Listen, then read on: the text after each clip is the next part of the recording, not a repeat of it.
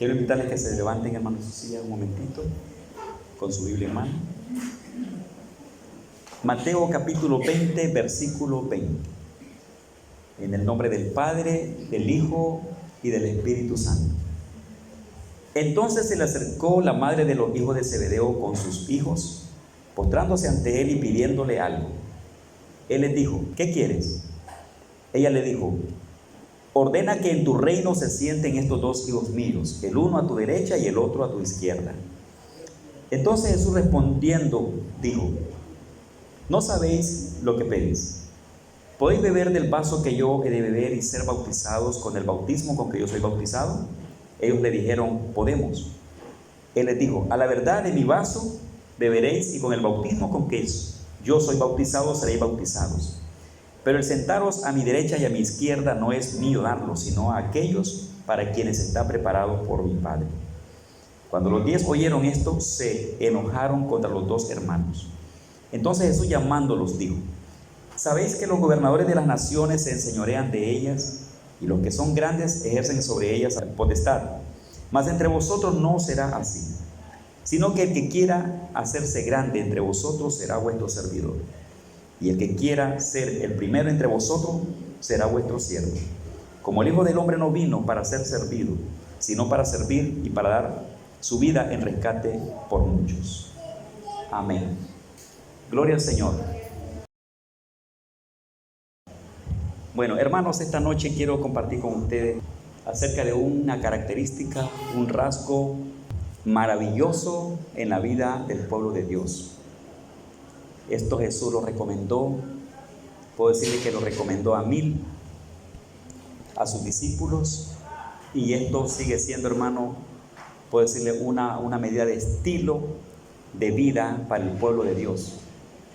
Y esto traerá o trae, considero que como es una bendición ministrada por Dios y en base a principios y a consejos del Señor Jesucristo, a todo oyente y todo hacedor de la palabra de Dios al respecto, hermano, yo creo que eso le edifica, le bendice y le llena en una manera especial. Por eso esta noche yo creo que, bueno, Dios lo ha traído a usted aquí a la casa de Dios para edificarlo con un mensaje, con esta palabra que Dios tiene para usted.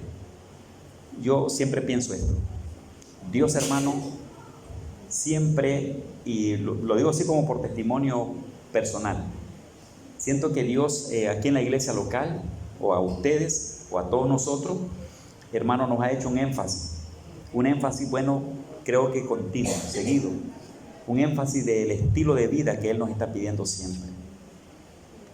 Y tomando en cuenta esta palabra y esta lectura, considero que Dios nuevamente, de alguna manera, quiere no repetirnos, ¿verdad?, sino hacernos un énfasis, un recordatorio, tal vez un breve recordatorio de cómo quiere Él que nosotros vivamos, cómo seamos con Él, cómo seamos entre nosotros mismos, cómo podemos ser el uno para con el otro como iglesia. Y si eso que Él nos recomienda lo vivimos, hermano, bueno, traerá grandes bendiciones. Y esta iglesia tiene ese privilegio. Yo considero que el Espíritu Santo siempre está haciendo un énfasis al respecto. Yo sé que hay muchas cosas que Dios nos dice, nos orienta, nos enseña, pero hay un énfasis bonito allí de que Dios siempre está hablando de un tipo de testimonio de vida, que tiene que ver con la humildad, que tiene que ver con el amor hacia los hermanos, el amor y el respeto que debe tener la iglesia, la forma que debemos ser o cómo debemos vivir en este mundo y de esa manera hacerle testimonio del Señor.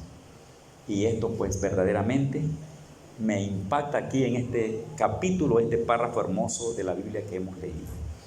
Jesús siempre ese principio no lo perdió, esa enseñanza no la perdió de vista, y aunque habló 1000 veces y aunque enseñó muchísimo, y es más, muchas cosas aún que no están escritas en nuestro libro, habló y enseñó, pero Él siempre mantuvo ese detalle importante de cómo quería tener a sus hijos. Aparte de que quiere que su iglesia sea una iglesia evangelizadora, una iglesia trabajadora para el ministerio, una iglesia que hace la obra del Señor, siempre su énfasis estuvo en el cuidado personal del corazón, en el cuidado personal de la integridad, del testimonio, de la humildad en el pueblo del Señor.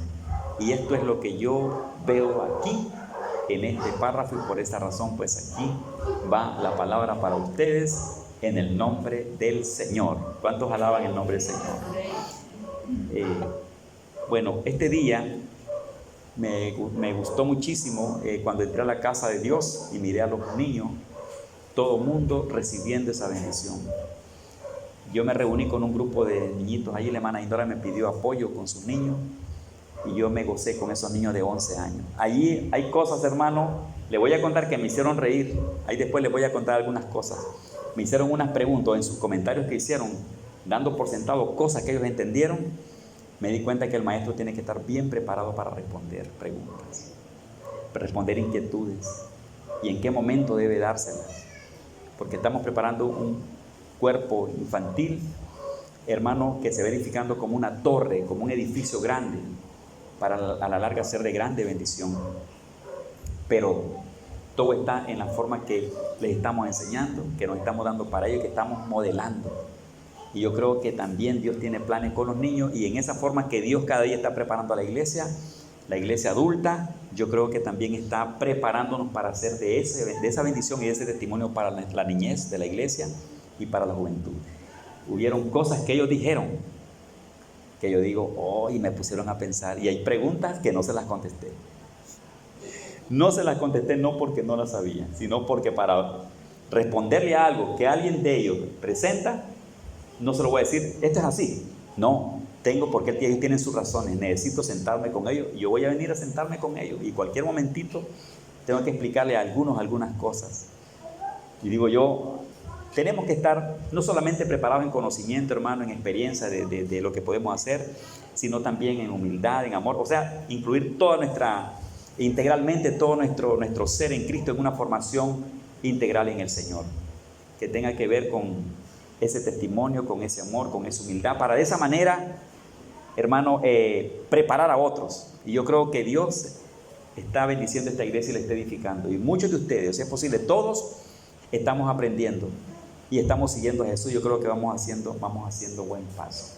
Aquí, en la lectura que leímos, hay un cuadro que cualquiera que entre allí, o que lea, y especialmente que vea los dos casos, la petición de una madre, la aceptación de esa petición que hicieron sus dos hijos, y la respuesta que le dio Jesús, y en sí también entre las respuestas de Jesús está también la respuesta de los discípulos a la postura de esa madre. Especialmente los discípulos, hermano, y no solamente los discípulos, sino la cultura de ese entonces. Y andando Cristo aún con los discípulos y tanta enseñanza que se dio, ellos interpretaban el reino, lo interpretaban, hermano, como, bueno, en cierta forma como más terrenal exclusivamente, como que todo tenía que ser así parecidito o de la manera que son los reinados en la tierra, los gobiernos, que gobiernan. Ellos así lo miraron, y desde los tiempos pasados siempre hablaban de una restauración del pueblo de Israel, de la nación, y miraban a alguien defendiéndola, protegiéndola, y a alguien que Dios ponía en un reino teocrático, un reino que tenía que ver con Dios y los hombres, donde estaría involucrada la teología, donde estaría involucrada la palabra de Dios, el consejo de Dios, y que de esa manera pues el reino, como cuando David, como cuando Salomón o los demás reyes dirigieron las naciones a base del conocimiento de Dios. Ahora, cuando llegamos al Nuevo Testamento, vemos a los discípulos en cierta forma con ese concepto, y no mirando como nosotros lo miramos ni como Cristo se lo enseñó, sino que todos lo miraban aquí en la tierra, como quien dice, nuestro reino en Dios tiene que ver como, si es posible, parecido a los gobiernos de la tierra. Y esto pues esa era la emoción de ellos y la alegría, y los discípulos, hermanos, vivieron eso en su vida.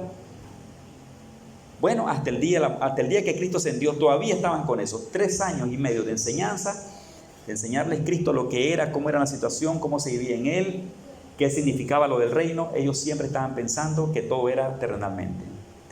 Y hay muchas cosas donde ellos miraban a Dios reinando, y muchos hombres alrededor de Él, así como usted puede ver, el gobierno de Centroamérica y en cualquier otra parte, como se gobernaba en las naciones anteriores. Por allí, en base a ese concepto que se tenía, a esa visión de cómo era el reinado que ellos miraban que sería y que Cristo reinaría, en base a ello, con influencia de eso, en base a ese concepto, a ese conocimiento, fue que una madre se presenta con sus dos hijos a hacerle una petición al Señor. Una petición. Una petición que tenía que ver con, Señor, cuando estés en tu reino, y le estoy hablando de la forma que ellos lo concebían, porque hasta ese momento todos los discípulos lo miraban de esa manera, un reinado en la tierra, reinado terrenal, pero ya dirigido por la persona de Cristo. Ella se presenta y dice, en otras palabras, está pidiendo un lugar, una posición, pidiendo un cargo, pidiendo un rango, pidiendo un lugar de reconocimiento, un lugar que tenía que ser visto por los hombres en la ciudad, donde ellos iban a estar al lado de Jesús cuando Él estuviera reinando. Como quien dice, queremos ser personas sobresalientes, grandes, reconocidos en ese reino. Y en esa forma lo están viendo, porque si usted sigue estudiando, hermano, la vida de los discípulos relacionada al reino, en la forma que lo concebían, usted puede ver, por ejemplo, esa cita de Hechos capítulo 1, versículo 6 en adelante. Usted puede ver ahí la pregunta de los discípulos, todavía hasta esa fecha, hasta ese largo tiempo, después de hablar con ellos, preguntándole, ¿restaurarás el reino a Israel en este tiempo? Y Jesús los vuelve a reprender, los vuelve a exhortar. Y Jesús le había dicho 1000 veces, mi reino no es de este mundo. Si fuera de este mundo, los míos pelearían. En otras palabras, no era un asunto como el de los hombres. Y Cristo no sería ese jefe, ese guerrero, ese militar con arma en mano, con espada y con un ejército, un pelotón de gente, para con ellos controlar las naciones, controlar Jerusalén, controlar el mundo. Jesús siempre procuró sacarles eso de la cabeza, pero eso estaba tan metido en ellos, hermano, que siempre tuvieron problemas. Y hasta los últimos días, después de la resurrección de Cristo, seguían con él. Ahora, en ese tiempo crudo, le puedo decir yo, cuando vino esta mujer a hacer esa petición acerca de Santiago y Juan, o sea, sus dos hijos, eso todavía estaba como en pañales en el asunto de conocimiento en ellos. Eso era lo que vivía esa mujer, eso es lo que vivían los 12, todavía lo creían, etcétera. Y ahora, en base a ello, con influencia de ese tipo de conocimiento, ellos vienen y dicen, la madre dice, para mis hijos quiero este lugar. Hermanos, si no hubiera tenido una respuesta y una exhortación, una respuesta de exhortación de parte de Cristo hacia esa mujer y hacia sus discípulos, si no hubiera sido así la respuesta de Jesús, estaríamos interpretando la petición de esta gente de otra manera.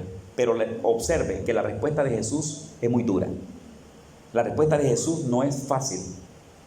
La respuesta de Jesús no va en base exclusivamente a la necesidad de ellos, a la forma que ellos están viendo el reino y a la posición que están pidiendo, sino que el Señor viene y lo que hace es romper eso, quebrar eso, reprender, exhortar, y el cuadro se ve muy fuerte cuando Jesús da esa respuesta.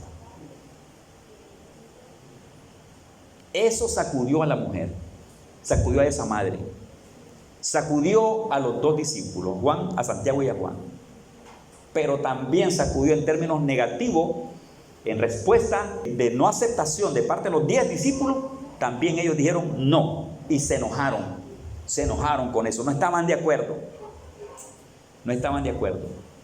Sí, aceptaban una parte de cómo creían ellos que sería el reino, pero no aceptaron como Jesús la forma que esa mujer quería un lugar en el reino de Cristo para sus dos hijos. Los mismos discípulos no aceptan ese cuadro y Cristo tampoco lo acepta.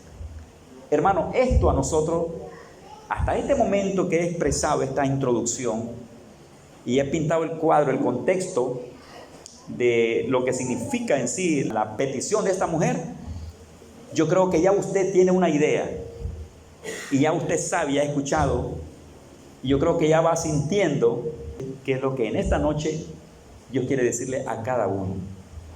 o decirnos a cada uno de nosotros. Y yo creo que también ya estamos viendo o lo entendemos y estamos confirmando en nuestro corazón, en nuestra experiencia, cómo nos quiere Dios en su camino. También que es importante que entendamos en qué reino estamos. ¿Estamos en el reino del mundo o estamos en el reino de Cristo?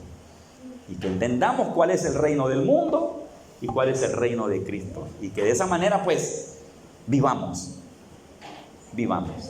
Especialmente yo quiero que miren un texto, especialmente la respuesta de Jesús y la actitud de los dos. No voy a leer lo de la petición de la mujer nuevamente, sino que quiero donde Jesús, hermano, donde Jesús responde a esta señora. Miren el verso 25. Verso 25. Esta es en esencia fuertemente la respuesta a esa actitud, a ese espíritu, a esa petición de 3 personas pertenecientes al cuerpo de Cristo en ese momento. Verso 25. Entonces Jesús, llamándolos, dijo: sabéis que los gobernantes de las naciones se enseñorean de ellas y los que son grandes ejercen sobre ellas potestad. Mas entre vosotros no será así, sino que el que quiera hacerse grande entre vosotros será vuestro servidor, y el que quiera ser el primero entre vosotros será vuestro servidor. Y les pone el ejemplo: el Hijo del Hombre vino a servir y no a ser servido. Fue una respuesta general que le dio, pero ya en enseñanza a sus discípulos. Y a la mujer le dio a entender que eso no podía hacerlo él, que no era de Jesús hacer eso. Y a los discípulos en esencia les dice: hey, esto no debe ser así entre ustedes. Y le pone el ejemplo administrativo, político, de los gobiernos de la tierra. Así se tratan las cosas en la nación. Así son los gobernantes de la nación. Ellos las ríen con vara de hierro, ellos hacen las cosas y en ellos muchos no toman en cuenta a Dios, ponen sus propias leyes y hacen lo que quieran hacer. Entre ustedes, y lo voy a decir así, como que Jesús está diciendo: y en mi reino no debe ser así. Santo Dios. No está quebrando de un solo una petición. No está quebrando de un solo un concepto que tiene esta persona. No está instruyendo a sus discípulos a no ver lo de Dios como ven las cosas del mundo, y a no compararlas ni a igualar las cosas de Dios con las cosas del mundo. Jesús está poniendo cada cosa en su respectivo lugar. Está enseñando qué es cada cosa, qué significa el asunto en la tierra y qué significa con él en el reino. ¿Qué significa lo de los reinos del mundo, lo de los reinos del mundo o lo de las naciones en sus asuntos administrativos de gobierno? ¿Cómo es, cómo hacen las cosas? Y en él o con él y en su reino también la diferencia que hay en él. Eso, hermano, yo sé que quebró, ¡pum!, porque las puertas se cerraron. Las puertas se le cerraron. ¿A quién, hermano? A esa madre que llegó con sus hijos, sus 2 hijos, a hacer esa petición. Fue fuerte. Yo creo que ella pudo haber tenido un poco de pena, vergüenza, se haber sentido rara porque no encalzó ahí en su petición, no se hizo lo que ella quería, haber sentido pena por sus hijos, también por sus 2 discípulos, por sus condiscípulos, al escuchar a los 10 que no solamente sintieron algo en el corazón, sino que también una actitud negativa a la petición de esta señora. Y Cristo le dice en el verso 23: a la verdad de mi vaso beberéis, y con el bautismo con que yo soy bautizado seréis bautizados, pero el sentaros a mi derecha y a mi izquierda no es mío darlo, sino a aquellos para quienes está preparado por mi Padre. Lo deja en el aire. Allí, si no hizo que ellos quedaran satisfechos con su respuesta, esa gente no quedó bien. Qué feo haber sido ese momento. Si usted hubiera estado allí y hubiera escuchado todo eso, yo no sé, y con el conocimiento que hoy tenemos de la Biblia, yo no sé qué hubiera sentido usted también. Usted hubiera dicho: tal vez está bien lo que Jesús respondió. ¿Por qué esta señora vino a pedir esa petición? ¿Por qué estos hijos también? Y estoy con los discípulos, con los 10 discípulos que no aceptaron esto. Y Jesús hace ver, hermano, entonces un principio importante, lo que tiene que ver con la forma de vivir, estar y tener una posición o un lugar en el reino de Dios. ¿Qué es estar en el reino de Dios y qué es estar en el otro lugar? Enseñanza para sus discípulos. Para nosotros hoy nos da la enseñanza también. Y aprendemos, hermano. Y aprendemos. Yo aprendo muchas cosas. Y desde allí también ya se explica cómo debemos vivir nosotros en los caminos de Dios, en el reino de Dios, en la gracia de Dios. Cómo debemos vivir para Él. Cómo debemos ser para nosotros mismos en Dios. Cómo debemos ser para ustedes mismos, para nuestros mismos hermanos. Cómo debemos ser para esta comunidad donde nosotros vivimos. ¿Cuál debe ser nuestro estilo de vida entonces? Siendo que nosotros pertenecemos al reino de Dios. Siendo que pertenecemos a los caminos del Señor. Siendo que le pertenecemos a Dios, yo creo que esto ya nos da la pauta.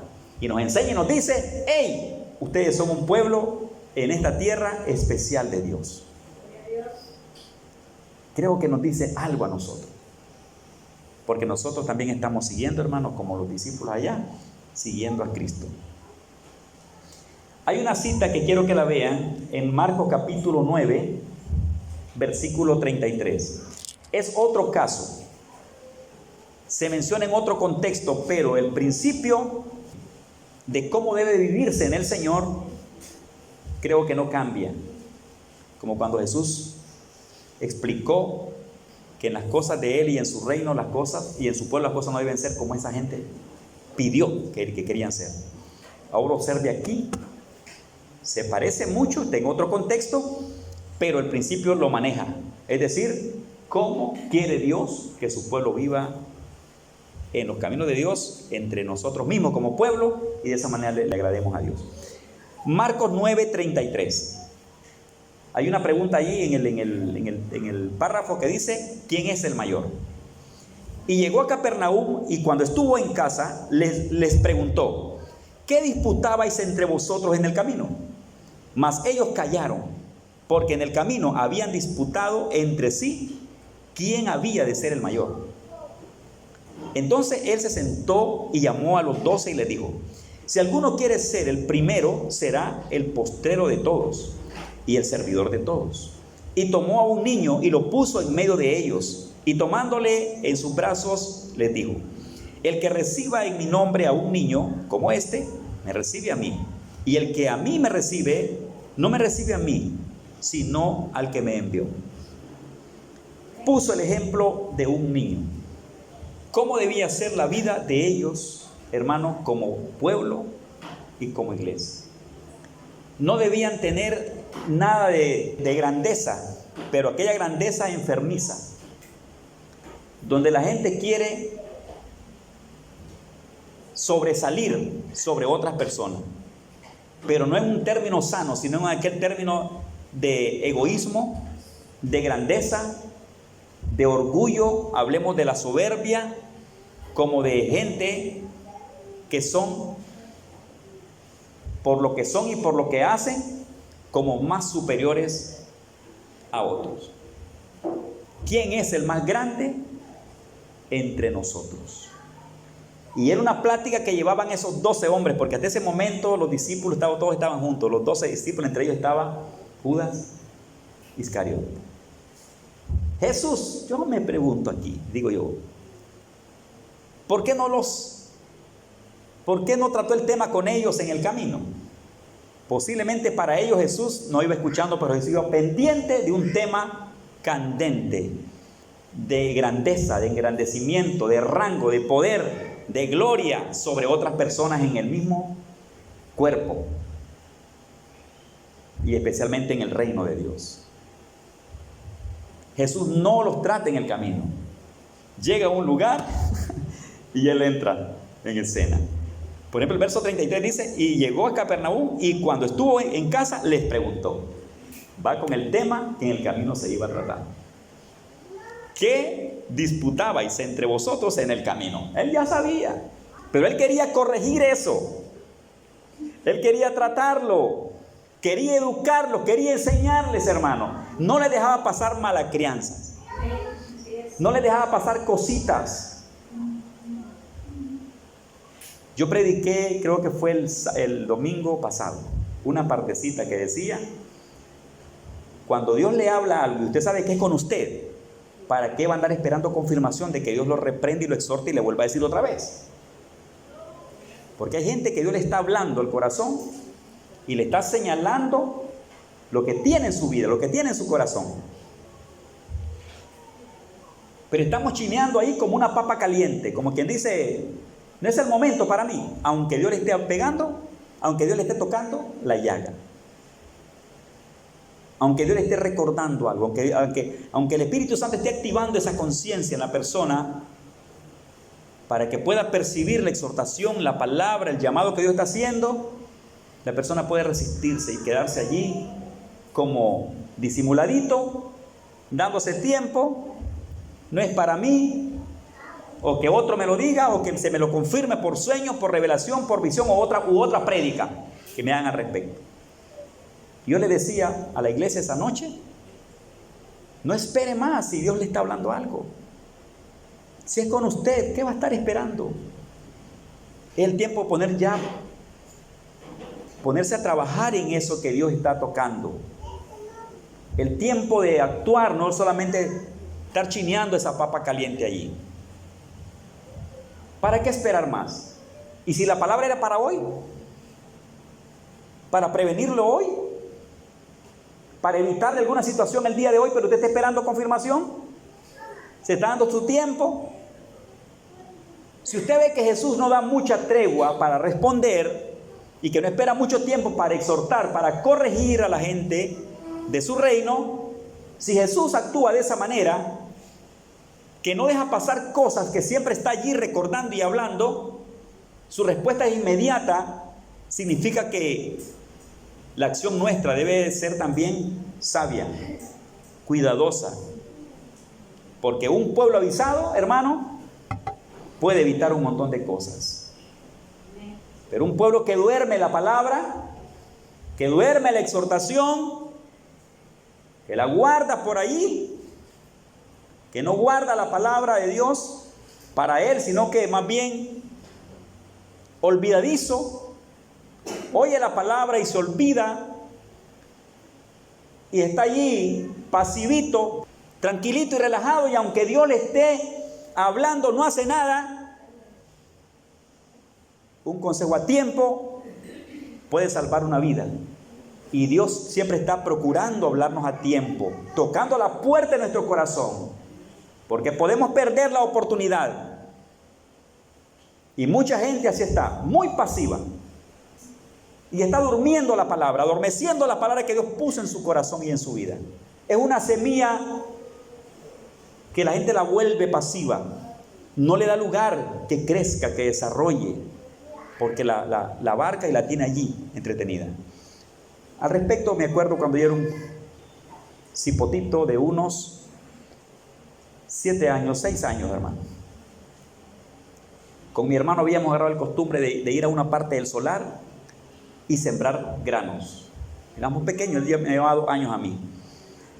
Y un día él sembró unos granos de frijoles y yo miré que a los días ya estaba aquello. Y yo me llené como de celo, porque yo tal vez sembré un poquito y tal vez no había lo que estaba ahí. Entonces yo me enojé un poco y le digo: es que vos me agarraste de lo mío. Y le digo: entonces, para que no tomes más de lo mío, yo voy a proteger bien esta semilla. Hermano, yo recuerdo eso. ¿Sabe qué hice? Un poco enojado, agarré una semilla y la enterré. Y se sabe que la semilla que usted va a sembrar la pone y le echa un poquito de tierra porque tiene que salir. ¿Sabe qué hice yo para que mi hermano no se robara las semillas? Con el talón. Y estaban los granitos. Nunca salieron esos granitos que yo puse ahí. Y mucha gente a veces eso es lo que hace. Encierra la semilla, encierra la palabra, adormece la palabra allí, la paraliza. Pero es que hay mucha gente que no prospera en Dios, no crece espiritualmente, porque se encierran en ellos mismos y Dios podría estar hablando. Pero yo veo a Dios que siempre está pendiente, hablándonos. Y si nos habla rápido, que no permite tiempo, que se pase el tiempo sin exhortarnos. Si Él actúa de esa manera, yo tengo que responderle rápido también, porque puede ser que esa palabra sea para mí. el día de hoy, no para mañana. Aquí él viene escuchando un susurro, una plática rara, negativa en su reino. Cada quien está revelando lo que quieren, lo que son y cuestiones allí, como contendiendo de que posiblemente sea yo. Y no era broma, no eran pláticas de broma. Esa gente no iba bromeando, esa gente iba hablando de verdad. ¿Quién será? ¿Quién será? ¿Será vos? No, yo creo que soy yo. No, yo creo que soy. No, tú eres el mejor. Es que vos eres sobresaliente en esto, entonces tú eres acá. Cuestiones. Si Jesús le prestó atención a eso, esa conversación fue seria, fue formal entre esos discípulos. Guardó el momento Jesús y no los trató en el camino, pero esperó la oportunidad de llegar a donde iban a llegar. Llegan a la casa donde están y le dicen: hey, ¿qué era lo que ustedes hablaban en el camino? Le está llamando a cuenta porque él sabe que las cosas no están bien. Hermano, ¿qué disputabais entre vosotros en el camino? Ellos quedaron callados. ¿Por qué quedan callados? Porque en el camino habían disputado entre sí quién había de ser el mayor. Ellos saben que ese tema no estaba bien. Si Jesús ya lo saca a luz, les hace hay un clips en la vida de ellos. Algo sienten ellos ahí. Y en el versículo 35 Jesús les dijo, llamó a los 12 y les dijo: si alguno quiere ser el primero, será el postrero de todos y el servidor de todos. Como que dice, si alguien quiere ser ese mayor, no es por rango, posición, por lugar, por lo que sabe o por lo que es. Es que debe ser un servidor. Y pone el ejemplo de él. En el otro caso, en la otra lectura, le está diciendo: yo estoy entre vosotros como el que sirve. Porque el Hijo del Hombre vino a servir, no a ser servido. Y aquí vuelve a mencionar lo mismo. Si alguno quiere ser el primero, será el postrero de todos y el servidor de todos. Es decir, no el primero en sobresalir en grandeza, en que yo soy más que vos, puedo más que vos, sé más que vos, soy grande, soy así y tú tienes que estar allá. Jesús lo manda para la cola y le dice: el postrero, no el primero. Y luego, hermano, servidor de todos. Y ahí los sienta, los quiebra, los sienta otra vez. Y ahí les viene enseñando. Y les viene enseñando. ¿Qué le dice eso a usted? ¿Qué me dice esto a mí? Que la palabra de Cristo Jesús aprendemos a ser, que debemos ser personas, no que menospreciamos nuestra autoestima, considerándonos como que no somos nadie, sino que tenemos sabiduría en la presencia de Dios para vivir ante Él y para vivir ante nuestros hermanos y para considerarnos en nosotros mismos lo que verdaderamente somos en Dios y no por nosotros, no por nuestra gloria, por nuestro cuello, por nuestra grandeza, por lo que somos. No. Puso un ejemplo también de un niño en medio y dijo: el que no se humille como este niño no podrá ver el reino de los cielos. ¿Qué tesoro hay en los niños? ¿Qué valor tienen los niños? Ellos son tan lindos, tienen un corazón tan hermoso, tan grande. ¿Cómo aprenden ellos? ¿Cómo reciben enseñanza? Todo lo creen. Por eso digo yo, un abrazo de un niño, no lo pierdas. Que ese día ángel te abrazó. No ángel, sino ángel del cielo.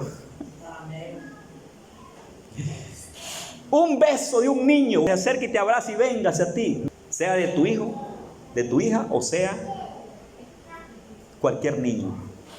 En la calle o en la iglesia. Eso viene con toda sinceridad, con todo amor, con toda la verdad. Ahí no hay hipocresía, ahí no hay mentira, ahí no hay nada a la espalda, ahí está pura la mirada, el abrazo, el cariño y las palabras. El niño, hermano, son especiales, son lindos. Cristo los puso como ejemplo en medio de los 12 grandes discípulos, gente que había escuchado a Jesús por años. Fue necesario para Cristo traerlo al grupo y ponérselo allí y ponerlo como ejemplo de humildad, de sencillez en medio de ellos. Y les dijo: el que no se humilla como este niño no podrá entrar a ese reino. ¿Cuánto alaban el nombre del Señor? El que no se humilla como él. Hacerle un daño a un niño es grave, etc. Recibir de ellos es una cosa maravillosa, que es honrada por el Señor. Es honrada, esa actitud, esa obra para los niños, hacia los niños, es honrada. Y aquí, hermano, Jesús, en versículo 36, Marcos 9:36, tomó a un niño y lo puso en medio de ellos y tomándole en sus brazos le dijo: el que reciba en mi nombre a un niño como este, me recibe a mí, y el que a mí me recibe, no me recibe a mí, sino al que me envió. Y en otra porción le dijo: el que no se humilla como un niño. Y esto está en respuesta en el contexto de quién es el mayor y quién es el menor en el reino. Para Dios es el que es como niño en la malicia, en la forma de pensar, que piensan con sinceridad, con verdad, con amor, etc. Así es que para Cristo no era, para Cristo y su enseñanza y para sus discípulos no debía ser un estilo de vida, hermano, de sentirse, de vivir y de ser como personas engrandecidas sobre otras personas. Debían ser humildes en el Señor. En el mundo nosotros miramos de todo. Y recuerde que nosotros traemos, cuando venimos a Cristo, venimos enseñados de lo que el mundo nos enseñó y lo que aprendimos afuera. Y muchos, como no teníamos conocimiento de Dios, sabiduría y discernimiento espiritual, nos tragamos todo lo que nos enseñaron. Y aprendimos de la gente que nos enseñó. Cuando venimos a Cristo, venimos para ser educados, para ser enseñados. Venimos para botar de nosotros un montón de cosas que ya no pertenecen a la vida cristiana. No está para los pensamientos, en aceptación de los pensamientos de Cristo. Ya Cristo no acepta eso, no lo enseña, no nos dice que vivamos de esa manera, y nos enseña ahora su propia vida. ¿Cómo quiere Dios que sus hijos sean? Nos enseña humildad, hermano. Y muchos, mientras no dejen de aprender lo que traían, lo que sabían, no podrán aprender lo nuevo. Y hay muchas cosas que nosotros debemos de ir botando de nosotros. Esto no me sirve, esto yo lo viví en el mundo. Yo, por ejemplo, yo creo que yo tenía, bueno, claro, cada quien tiene así su estilo de vida mundano, forma de pensar, su forma de ser, forma de creer las cosas, su forma de que vive delante de las personas. Cuando yo vine a Cristo, comencé a aprender cosas del Señor, y hasta el día de hoy yo creo que mi corazón está receptivo, hermano, a lo que Dios me enseña, y estoy aprendiendo cada día más. Y Dios me está repitiendo 1000 cosas otra vez. Siempre me está hablando, porque yo creo que Dios quiere que yo cada día sea una persona educada por Él y por su palabra y por sus principios. ¿Dónde está lo mío? Todo aquello que usted sabe que no le beneficia para el reino, sino que fueron malos costumbres, malos ejemplos, influencia, etcétera, que se arraigaron en nuestras vidas, que nos enseñó alguien, que aprendimos, que creímos que así eran las cosas.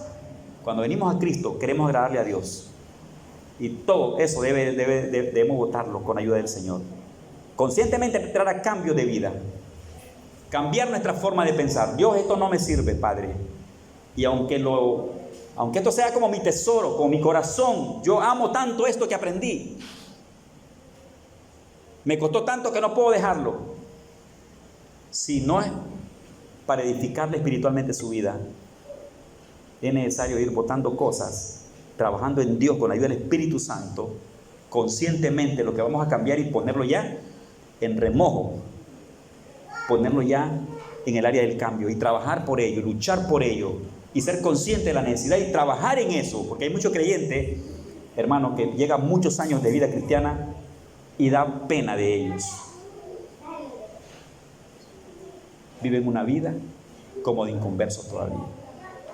Tienen vocabulario, tienen ideas, tienen acciones, impulsos, que muchas veces que se ve que no son cosas de cristianos.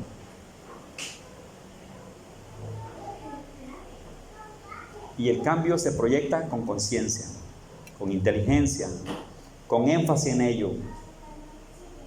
con plan si es posible.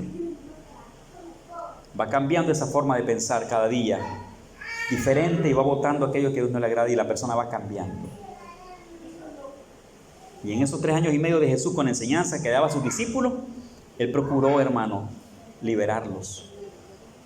Ellos agarraron viaje ahora para su cambio, y luego usted ya mira las escrituras de los apóstoles, cuando ya recomiendan cosas lindas de los comportamientos, cómo deben vivir entre cristianos, cómo debemos ser delante del Señor. Ya no debemos aparecernos antes. Yo fui militar, hermano, por unos años. Fui comerciante por unos años. Estuve con mi abuela con una costumbre diferente a la forma que mi madre nos trataba. Y fui vendedor de tortillas de los 6 años y medio. Luego fui comerciante, vendedor de calle, en la calle. Yo vendí con panas en la cabeza de todo. Caminaba en los buses colgados, viajando de lugares a lugares, con grupos de personas en los parques. Mi madre estuvo siempre detrás de nosotros, procurando que nos mantuviéramos metidos en una forma educada. Pero en la calle yo hacía cosas que no eran buenas.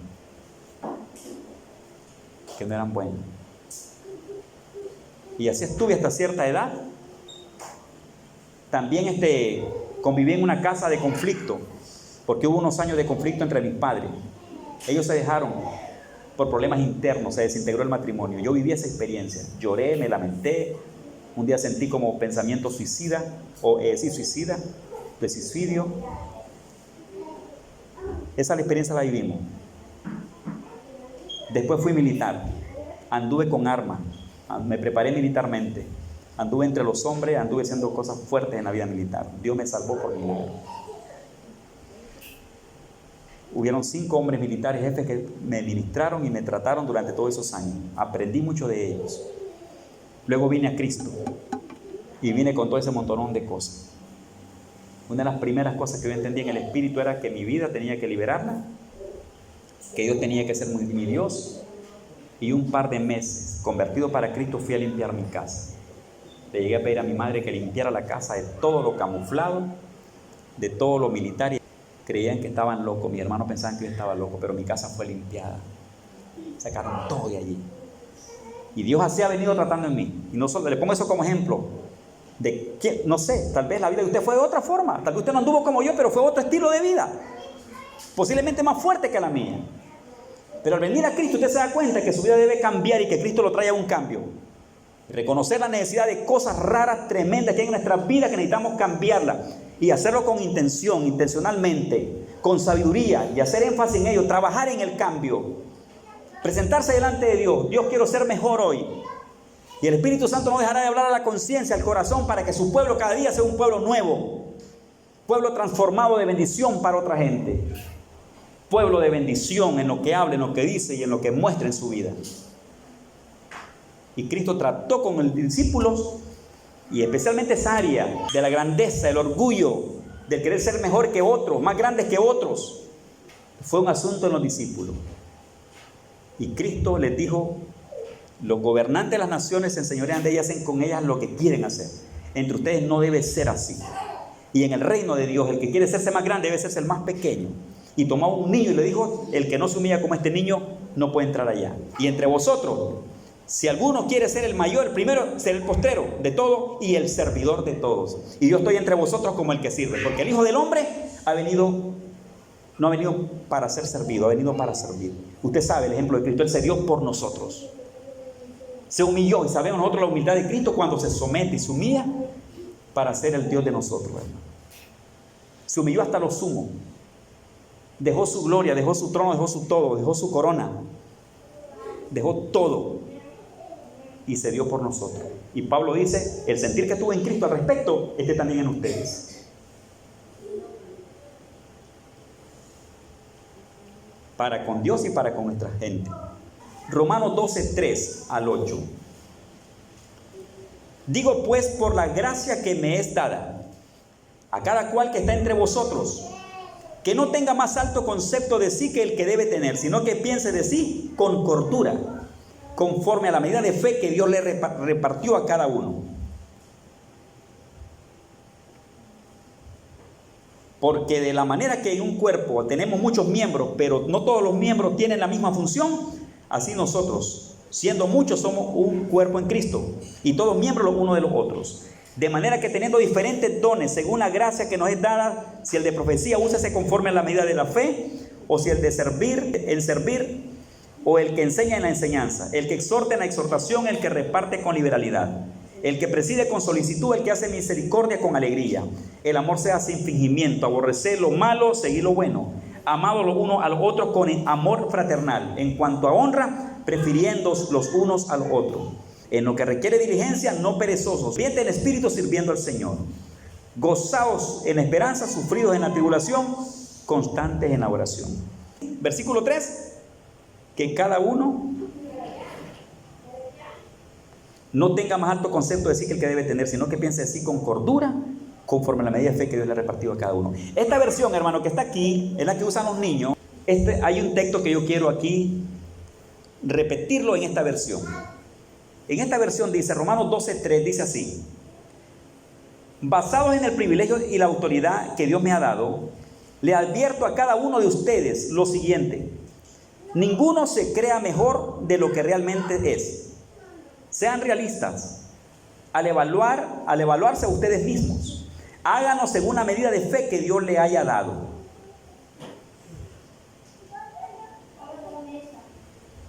¿Cómo nos estamos viendo en Dios?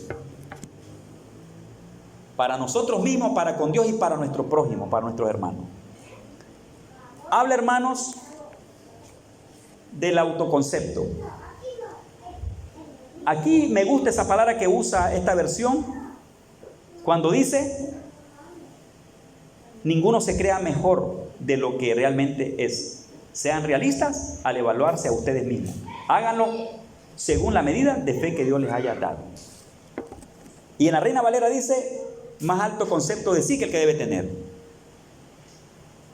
De sí mismo. Cuando la persona en sí tiene un concepto de que es mejor, superior en todo sobre otras personas.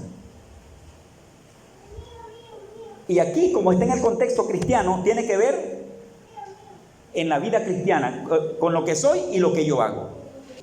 Aquí dice Pablo: no tenga más alto concepto de sí que el que debe tener, sino que piense así con cordura, con moderación de lo que es. Aquellos dos discípulos, Santiago y Juan, y los 12 discípulos, platicando el tema de lo que podían ser y lo que querían ser en el reino, estaba fuera del principio de humildad, porque se querían considerar como más superiores a otros. Así miraron y así lo trataron delante de Jesús, y fueron quebrados por Jesús cuando Jesús les trató el tema. Cuando usted va a Romano y Pablo trata la vida de la iglesia cristiana respecto a su concepto, cuando piensan de sí, lo que son de sí, Pablo les dice: no tenga más alto concepto de sí, de usted mismo, de lo que usted es, sino que eso lo mire en Dios. Se mire en Dios, se considere en Dios. Conozca la palabra, conozca ese principio y mídase en Dios, en lo que Dios ha hecho por usted, lo que usted es en el Señor. Pero no lo haga fuera de eso. Es cuando ya la persona, y aquí dice cada uno, Pablo no generaliza así, lo tira a cada uno que esté entre vosotros, ¿está? Como dice ahí, 100 miembros, cada uno de esos 100 miembros que le preste atención a eso.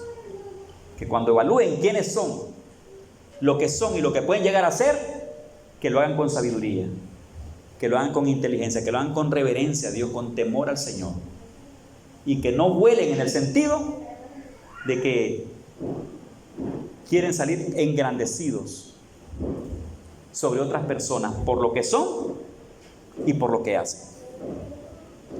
Pablo más adelante les une la cuestión de que somos un solo cuerpo, y que si alguien ha recibido de Dios bendición espiritual para servir, que cada quien sirva en base a esa bendición que Dios le ha dado, que no se pase los límites, que sea humilde con lo que Dios le ha dado, que acepte lo que Dios le ha dado, que lo reciba en sus manos, que lo viva, y que de esa manera se dé y viva para Cristo. Y le presente el ejemplo de la vida de ministerio basado en dones, en privilegios en esas gracias espirituales en las cuales se da la gente para servir a Dios. Que sirvan a Dios con esa humildad, en base a lo que saben, a lo que entienden, pero nunca que se miren más y por encima de otras personas. Sirven esto y con moderación. Piense de sí con moderación, con cordura, no con un alto concepto más allá de lo que Dios le ha enseñado a su vida, lo que usted debe ser en el Señor. Cuando las personas se salen de esa casilla, y especialmente cuando el cristiano especialmente se sale de esa casilla que Dios le ha enseñado y vuela, hermano, no anda en paz, no es humilde, no está humillado, está engrandecido, hay autoexaltación ya. Y esa persona no disfrutan la presencia del Espíritu Santo, no disfrutan a Dios. ¿Por qué? Porque disfrutan lo que ellos creen que son y pasan por encima de cualquier principio cristiano, se pasan llevando a la gente de encuentro y son mayores y superiores que otros. Que ni la corbata, ni el vestido, ni el zapato, ni la posición, ni el cargo, ni el rango que un creyente puede recibir, se le vaya a la cabeza y lo enferme y lo haga sentirse ahora o lo haga volar como águila. No, deje que Dios lo siga bendiciendo y le siga haciendo crecer su vida, siga creciendo y prosperando en el Señor, y véase como un siervo del Señor, como una sierva de Dios, como una hija de Dios. Viva la vida. Su vida será entonces de paz y de gracia. Cuando usted no tiene competencia intencional con nadie al respecto, usted es una persona feliz. Cuando no procura competir en lo que usted es o por lo que usted hace, competencia como de quién es el mejor o la mejor. Cuando no toma en cuenta usted eso y es una persona feliz en el Señor, no va a querer competir con nadie, no va a querer disimular otra cosa, porque, y si lo hace, su vida no será una vida feliz, será una vida desgraciada, una vida infeliz, una vida que no le trae paz, que solamente sería una apariencia. ¿De qué sirve mostrar el vestido, la belleza, la gloria, el sonido de lo que hacemos, pero si adentro solamente somos un metal que suena y un címbalo que retiñe?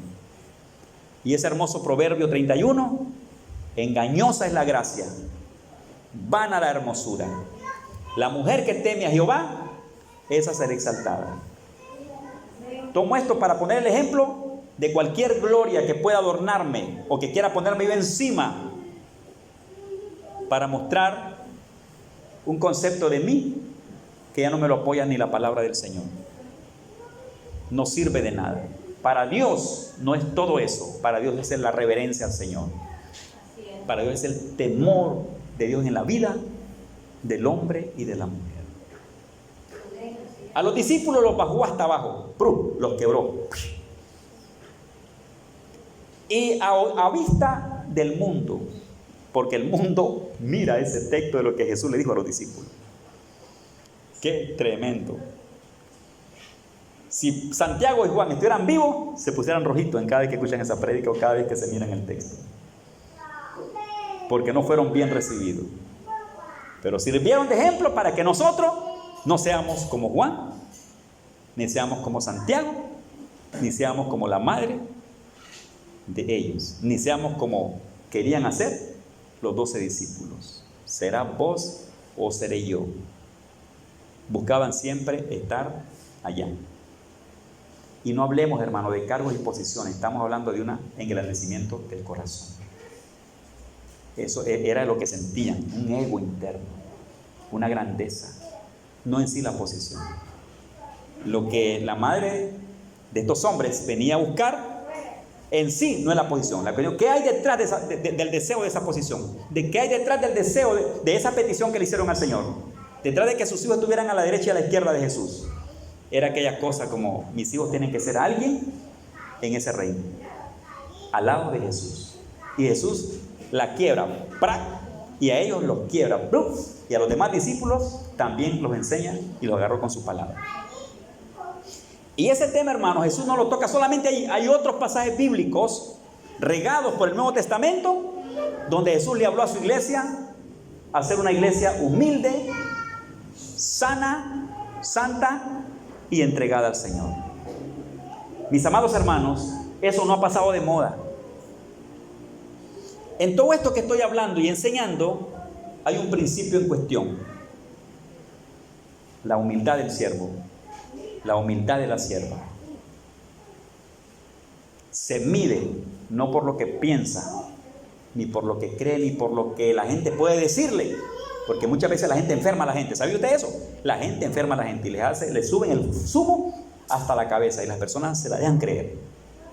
Mejor esperemos que nos exalte Dios en su respectivo tiempo. Humillaos pues, dice el texto, bajo la poderosa mano del Señor, para que Él los exalte cuando fuere tiempo. Mientras tanto, estamos bien con lo que Dios nos ha dado. Yo sé que esta iglesia es una iglesia enriquecida.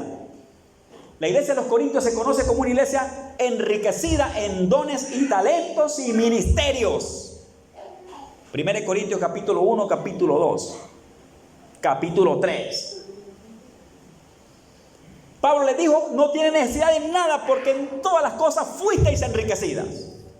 De tal manera que nada os falta conforme a dones, respecto a dones espirituales y ministerios y bendiciones espirituales. Todo lo tienen. No tienen que envidiarle a nadie ni desear otras cosas extra, porque Dios les ha dado todo lo que Él ha querido darles. También nosotros. Esta iglesia tiene muchas cosas lindas en su vida. Las mujeres de esta iglesia, lo quieran creer o no lo quieran creer, pero yo creo que algunas no disfrutan lo que son. Pero estoy completamente seguro que si usted está en Cristo, Cristo le ha dado una riqueza de gloria a su vida.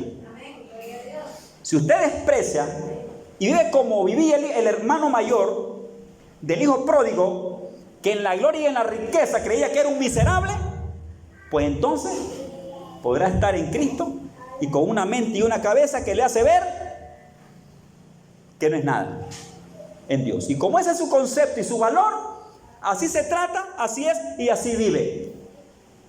No vive como quien vive en el reino, pero cada quien debe vivir su posición en Cristo.